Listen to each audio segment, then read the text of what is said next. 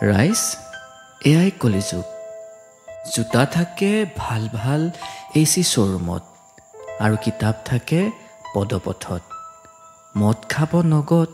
কিন্তু গাখীৰ কিনিব আকৌ বাকীত কুকুৰ থাকে ৰাজমহলত আৰু গৰু থাকে আৱৰ্জনাত বিদেশত সন্তান বৃদ্ধাশ্ৰমত পিতৃ মাতৃ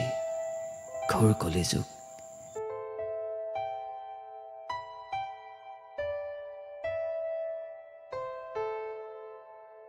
ৰাইজ